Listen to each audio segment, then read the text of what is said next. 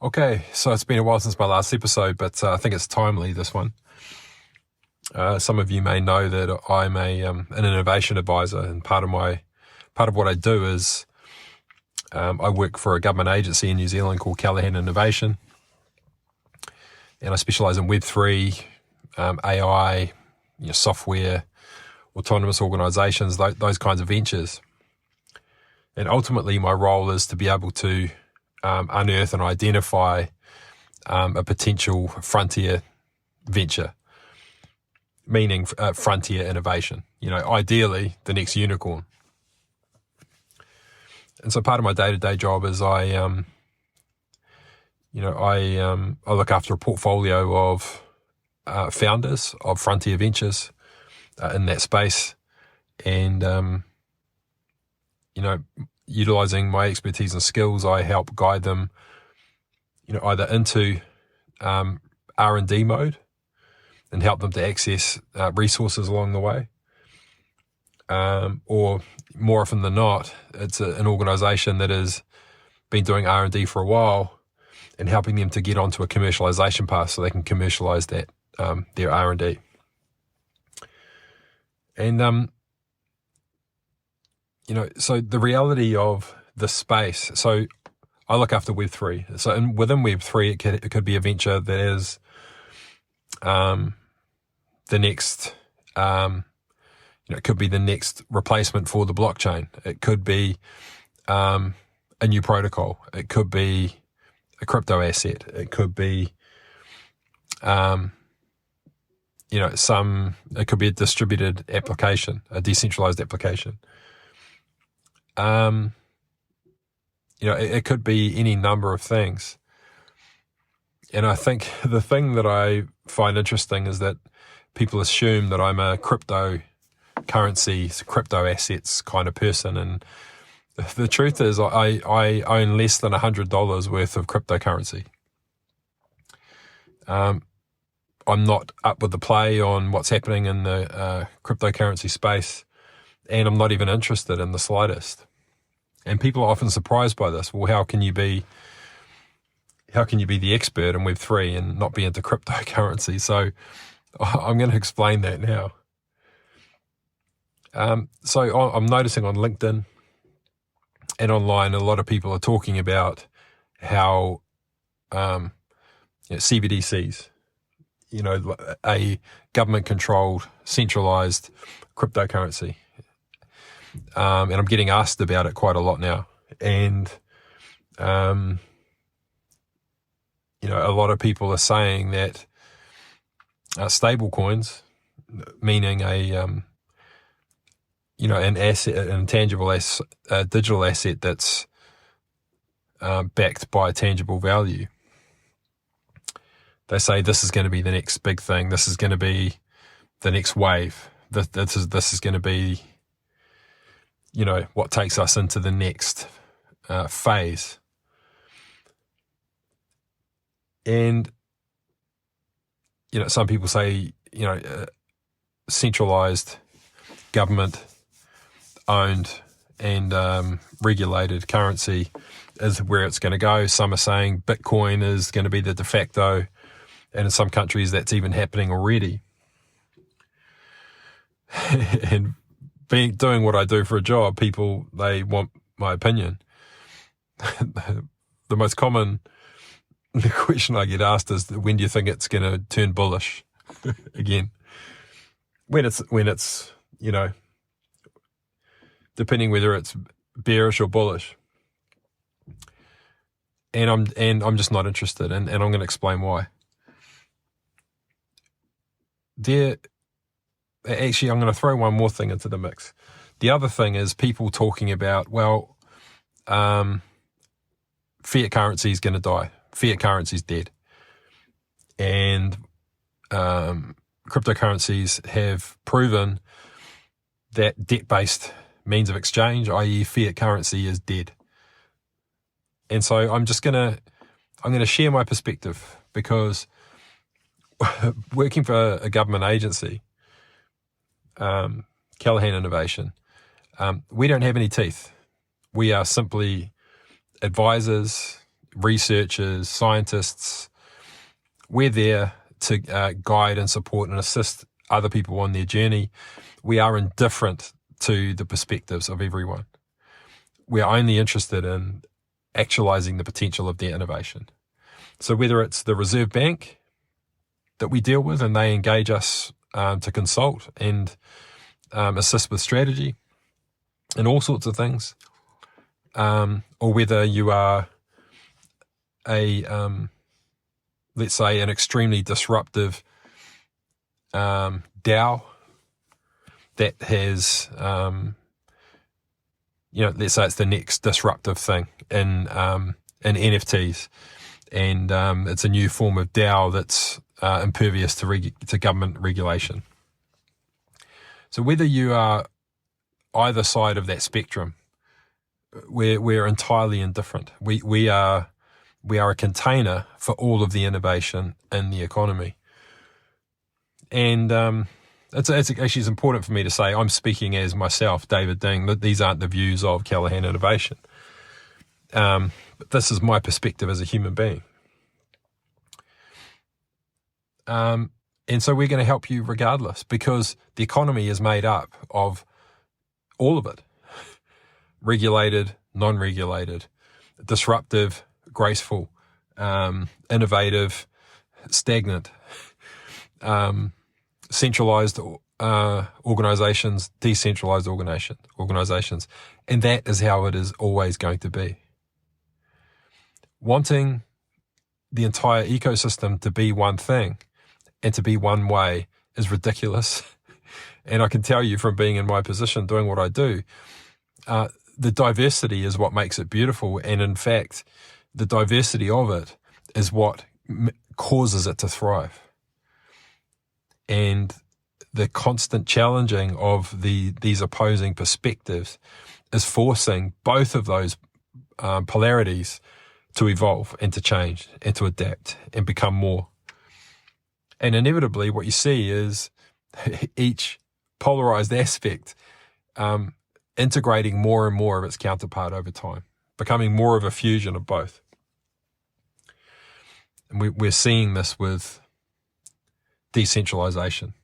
So we decentralize everything, decentralized authority, and then it fragments like crazy. And it just keeps fragmenting and fragmenting. And what happens when you take something that's valuable and you just spray it, you diffuse it everywhere, then it has much, much less impact. It's like your focus. If you're focused on one thing, then you can have a far greater impact by imbuing all of your time and energy and effort into that one thing than if you spray your energy and your attention across millions of things. And so it's the same with decentralization. If you want to create a massive impact in a niche area, then you consolidate your attention. You centralize it. You can distribute the authority, but that's a completely different thing to decentralization. Very important to understand that. And so we've seen the extremes of centralized authorities. They don't work. They become too oppressive. And, we made it that way. As human beings, if we choose to defer our authority to some unseen authority, centralized authority or what have you, that's on us. We don't have to do that. But the consequences of not deferring our authority means we are responsible for everything, for every aspect of our life. So you actually don't want to be entirely responsible for everything. You don't want to be responsible for who determines who gets a driver's license. You don't want to be responsible for who makes sure there's light bulbs in the street lights. Very important to understand this. You actually don't want to be totally free. You want to give your power away to certain authorities to ensure that certain things get taken care of autonomously. And if you want that, it is a privilege. And if you want that privilege, then the responsibility, your desire is to have streetlights at night. Now, if you're not willing to defer that responsibility, then you're responsible for it. So very important to understand this. And so what's the solution? Of course, it's distributed authority and consolidated fragmentation. So we're individuals. If I'm unified in intent with another group of human beings, we join our intent. We have a unified voice. So you consolidate the voice to give it a singular voice whilst retaining the individual identity of each individual. It's very, very simple. You have a collective body, and they can be as fragmented. There could be a dozen people. There could be 1 trillion people in that group, but they can still have a unified voice. But the body remains fragmented. It's not rocket science. And this is the nature of the voice. It's made of sound. And if the intent, if the authority is deferred to a spokesperson to speak on behalf, then you have a spokesperson. And if you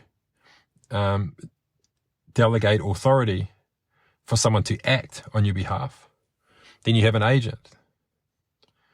Both of those vehicles have agency. Spokesperson has the agency to speak on your behalf, and the agent, and a classic example of an agent that is empowered to act is a lawyer.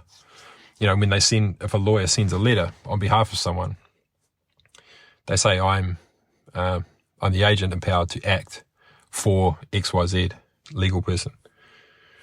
And under common law, a spokesperson says, I am XYZ human being empowered to speak on behalf of XYZ natural person. So common law speaking to express the will, and statute law to act. So the body enacts the will. Very important to understand this. Your body enacts your will. The government body enacts the will of the people. You can easily constitute an entity in any country in the world by constituting it using your will and common law, and then empowering a body or through an agency to enact the will, which is the expression of the voice. And so the separations of power, it's so easy, it's so simple, and it operates in both jurisdictions. And so in truth, the ability to constitute an entity that's impervious to regulation is very simple. If you separate the powers and ensure that the will of the entity is separate to the enactment of that will.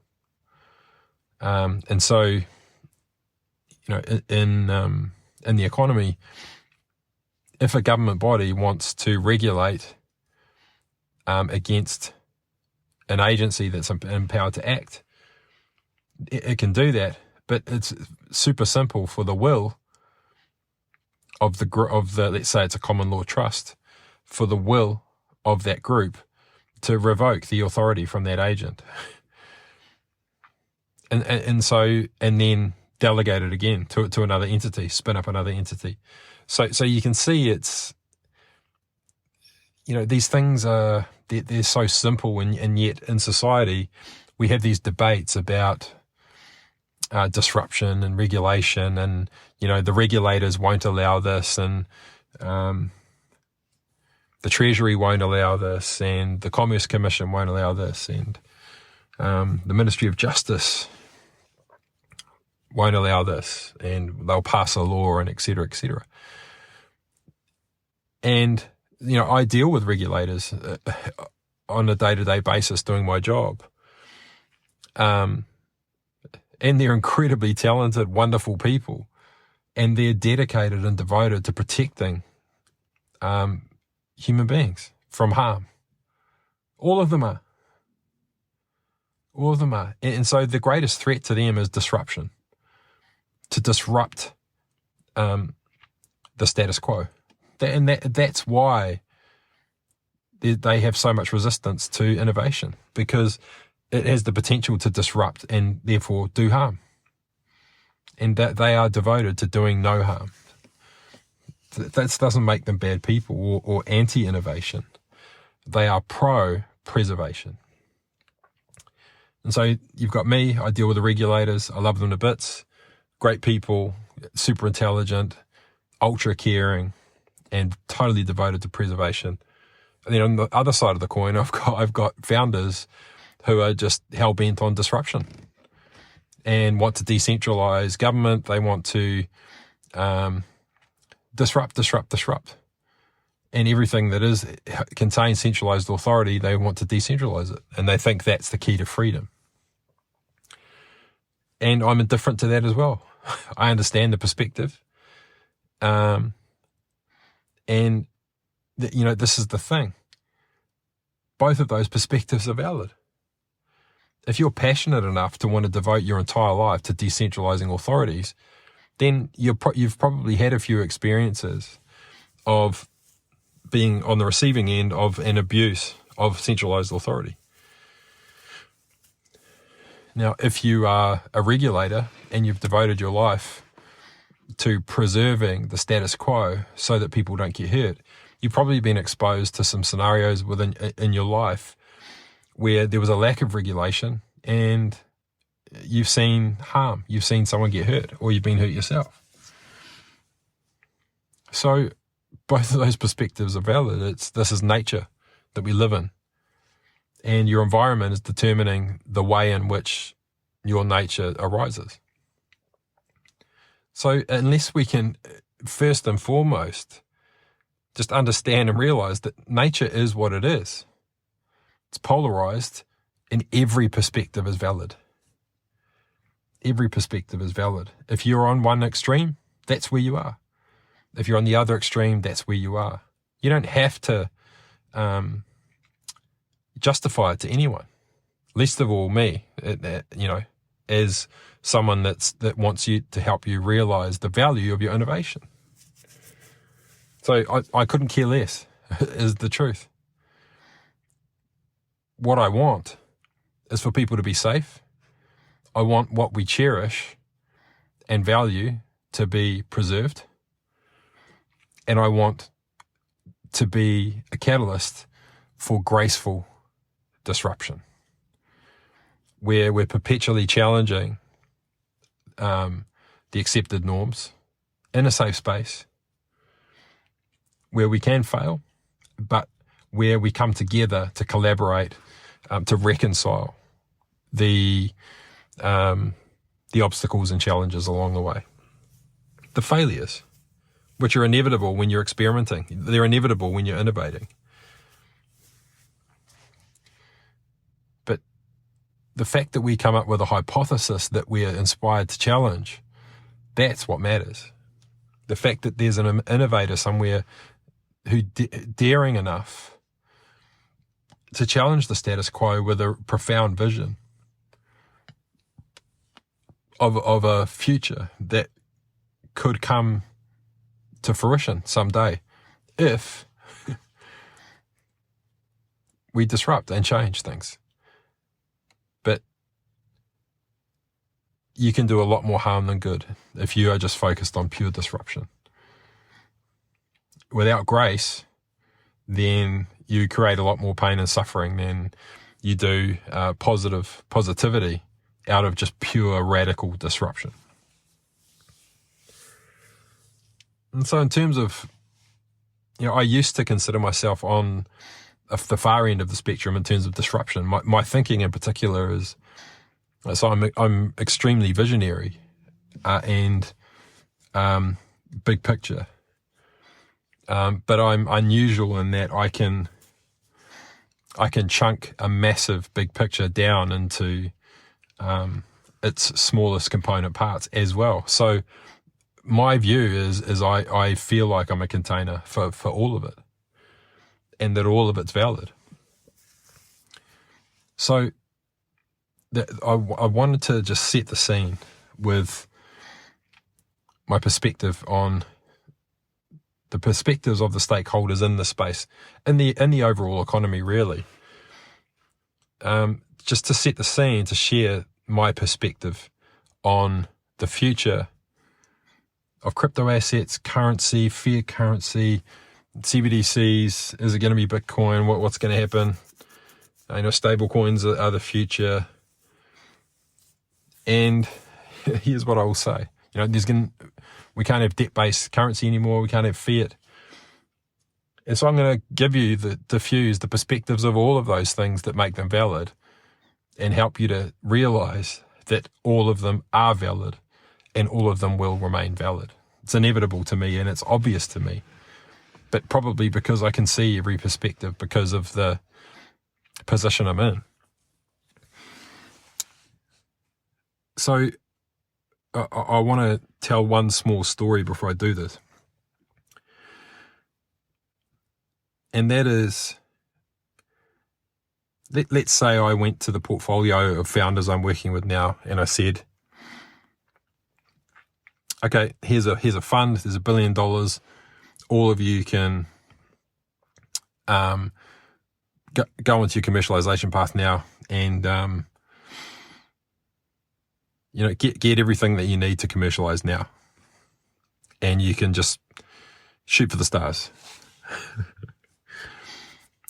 The disruption that would cause would be extraordinary. Because they'd be trying to avert regulations. Not all of them, but a few of them would. They'd be trying to avert the regulators. They'd be trying to exploit loopholes, figure out ways to not have to do things that regulation says that they have to do. And it's actually not many of them. There's probably only a few. But there will be some. And they will get away with it. I already know. I can already see the loopholes. I can already see that if that's what they want to do, then they can do it. And who am I to tell them otherwise? Obviously, I share my perspective on the ideal scenario, and that is to approach it gracefully, by making your enemies your friends, and find that middle ground so that it can happen gracefully. That's always my perspective. But if they had a big pot of gold, that they would ignore my perspective, a few of them. Now, let's say something happens in future. Let's say they do that, they exploit all these loopholes, they avert regulation, they go so deep that they can avert legislation, and I can promise you that is a viable option now with the sophistication of autonomous organizations and the nature of hybrid smart contracting that bridges the worlds of statute and common law. And yeah, cool. You've done it. You've averted the regulation. And then something happens, something unforeseen, some cataclysmic financial event, and all these people get hurt. Now, whether or not those people were harmed due to that event in the market, because you averted legislation, because you averted regulation or not, doesn't matter. The fact that it happened and you're not regulated and you're not sanctioned by regulators, it means you've got the biggest enemies you could imagine, because you had a choice to ensure that people would protect it using mechanisms that are proven, monitored by genius level minds in many cases, and you chose to exploit them. And now that's the responsibility that goes with that, making a deliberate choice to avert something that's there. And then people did get harmed. This has a much more detrimental impact on our ability to innovate in the future, because the overcompensation for that event will be so drastic. And so you're ruining the potential for someone else in the future to do it gracefully. And you have to have regulation. You have to. You have to for everything. If you want someone else to manage it for us, to regulate one thing like the economy, like a stock exchange, like whatever it may be, all the millions of things that we have to regulate so that we don't have to do it ourselves.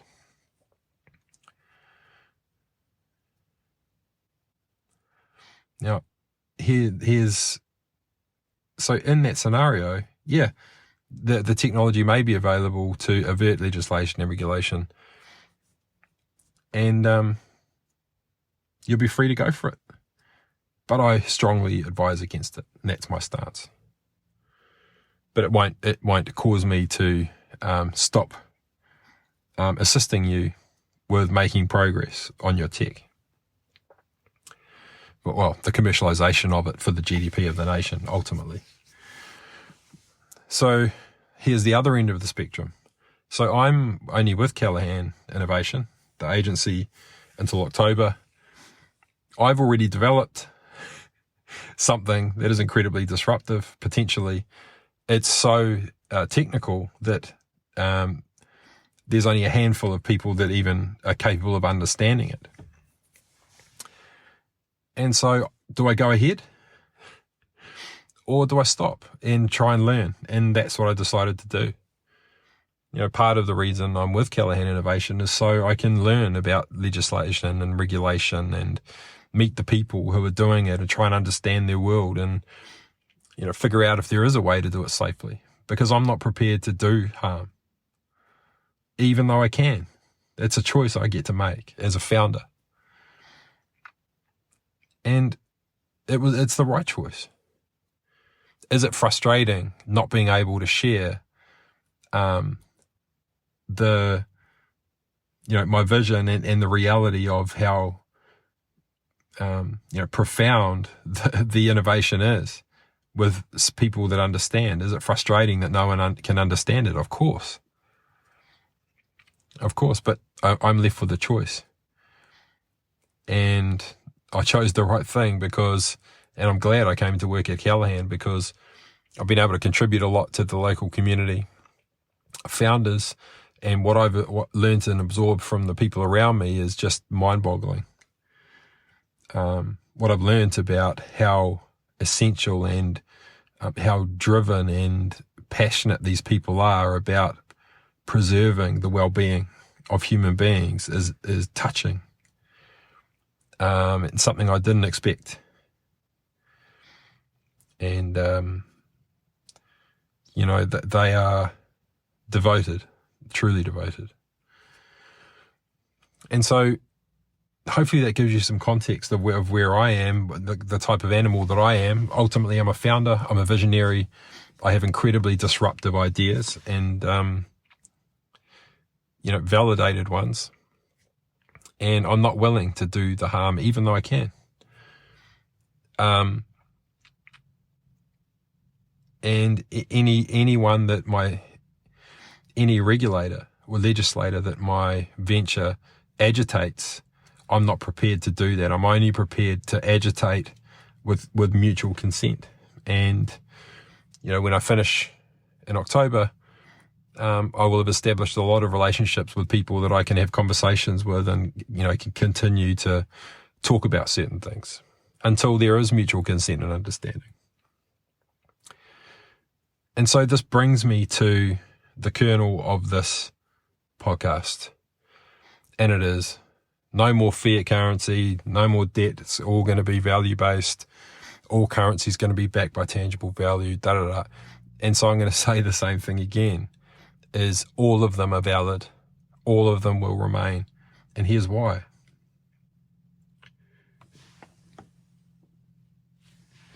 It's because, let's say we said, okay, cryptocurrency has rendered fiat currency obsolete.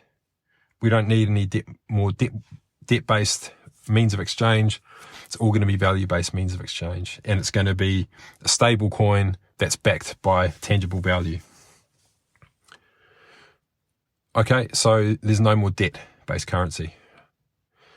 So if we're not going to have a debt-based cryptocurrency as well as a complementary currency to the value-backed currency, where are we going to get a surplus from?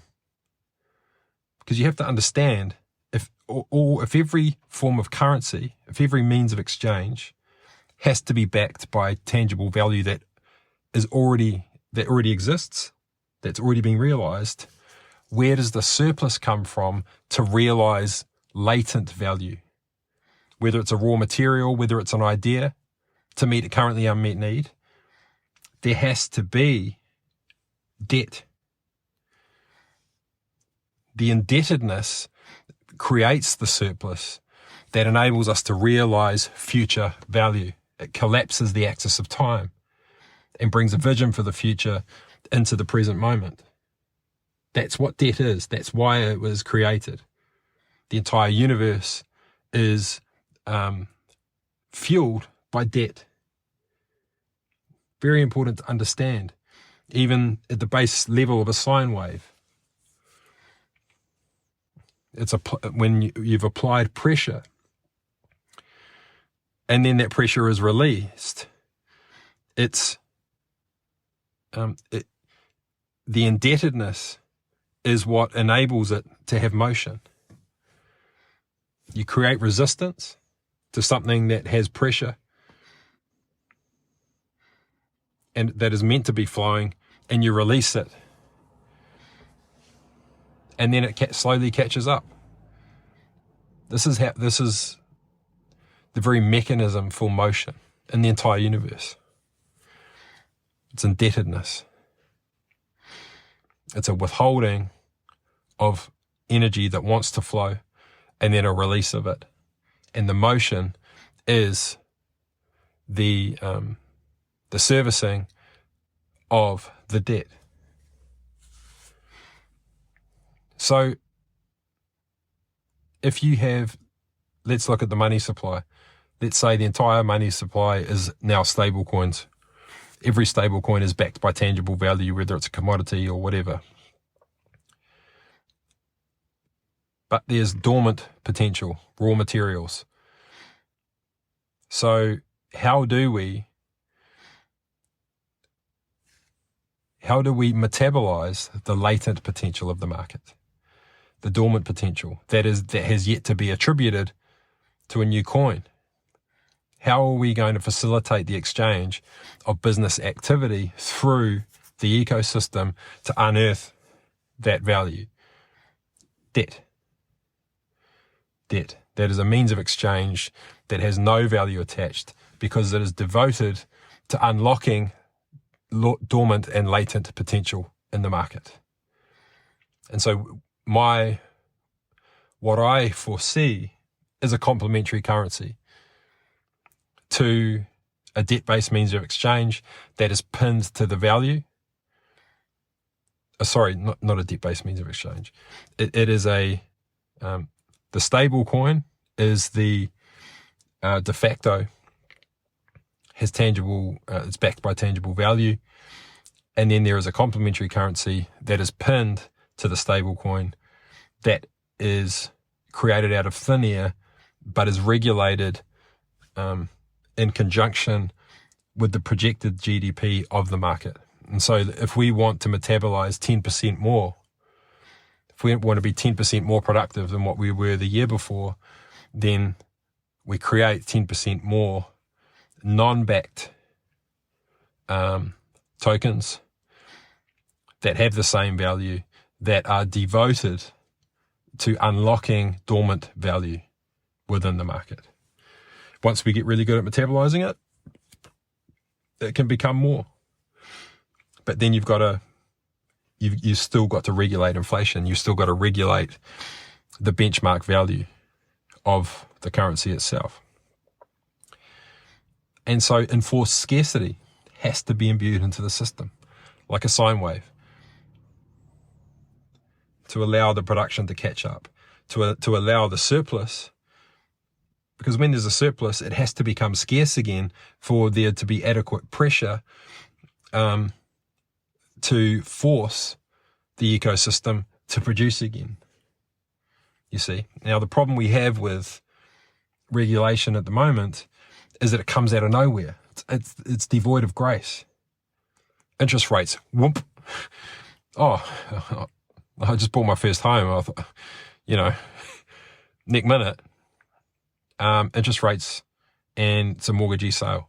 Or you can see the potential to generate wealth. So you've been saving up all your money and you buy a couple of rental properties. Next minute, mortgagee sales. The problem is we can't foresee whether, we can kind of see markers and we can speculate as to what's happening, but there's no deterministic marker. Once we can put a deterministic marker into the system so we can foresee when there is going to be a surplus, when there's going to be a deficit, we can be self-responsible human beings and work to those fixed markers and plan for ourselves. So we can see, it's going to be feast or famine, and we can work to that ourselves. Just like the seasons, just like the way the entire universe works.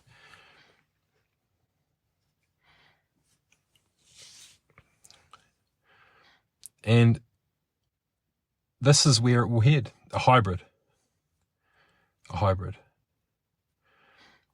Where we become self-responsible human beings and we don't utilize indebtedness to remain at a baseline. That debt is purely reserved for productive enterprise, that to meet an unmet need, to realize dormant potential, to realize unrealized value in the marketplace. And the technology is there now, but the vision, there is no vision. We lack the vision. And yet we could have all of these people around a table right now, all the regulators, legislators, the voice of we the people, the government body, the regulators, industry, opinion leaders, the unified voice of consolidated communities. We could have them all at the table. We could constitute something entirely new if there was a unified vision that everyone agrees works for everyone involved. It's there now. The technology's been there for donkey's years. Oh, we don't need the Reserve Bank. Yes, we do. We need the expertise. We need their skills. We need debt. We need indebtedness. Innovation depends upon debt. And we need a baseline that's immutable.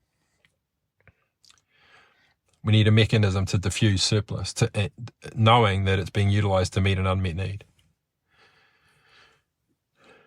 And so it'll be complementary. The ebb and the flow, such is nature. And so is a stable coin going to be the next thing? Of course, it'll wash through and it'll mop up all of the areas of the market that I would say are insecure, speculatively afraid of the vulnerabilities of non-backed means of exchange. But the flip side to that is, the shadow side of that is, imagine all of the cryptocurrencies now that are being used as a store of value for fiat currency. Now imagine those big bubbles, those giant bubbles. Imagine how much capital would be liberated if tomorrow we said, right, in 3 months, all non-backed cryptocurrencies, they have an opportunity to transition, to be pinned to tangible value. Here's the technology to do that. Here's the regulatory system and framework and body to administer it and enact it. And the clock starts ticking. There's grace in the system. And the wash-up is a big pile of fiat. A massive pile of fiat that can only be devoted to productive venturing, to productive enterprise. And then as a nation, we diffuse it, realizing the potential of frontier innovation, gracefully disrupting the entire economy. Together.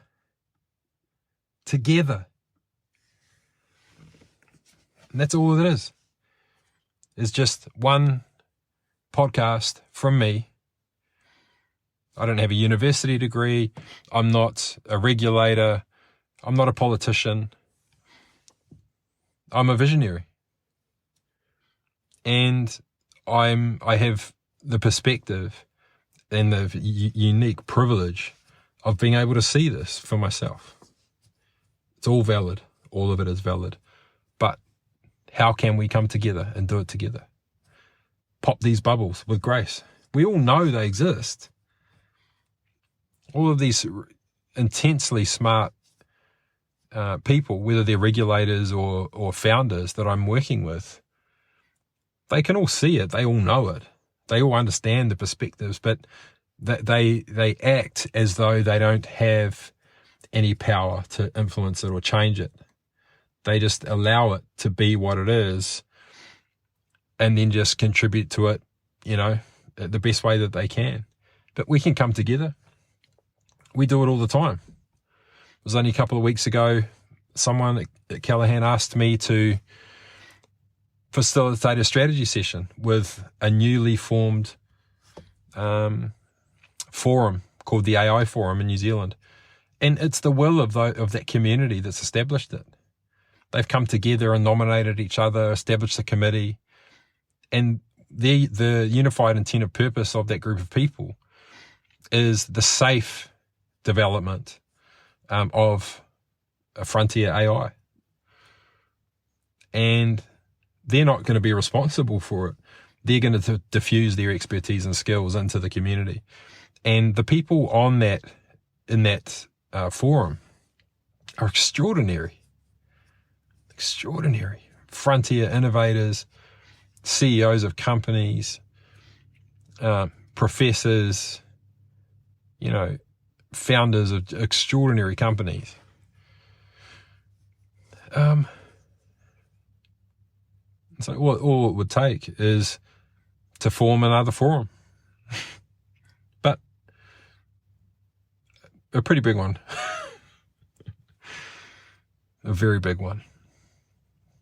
And establish a vision that everyone can agree on and start working towards it with grace. That's the essential thing. No sudden, abrupt endings for anyone. No immediately bursting and popping bubble markets. But working on it together. And, so that's my perspective. But again, I'll say, I'm indifferent. I'm indifferent to whether it happens. I'm indifferent to anyone's views, however extreme they may be, or subtle, and everything in between. Because the economy is a container for the full gamut. And that's what I'm interested in. The full gamut. Unlocking the dormant innovation and actualizing its value. That's what I'm interested in. But we need to do it safely. We need to do it with grace. And everybody has to be involved and on board. So that's it from me for now. This one is called, I'm actually not sure what it's going to be called, but I'll catch you again soon. Cheers for now.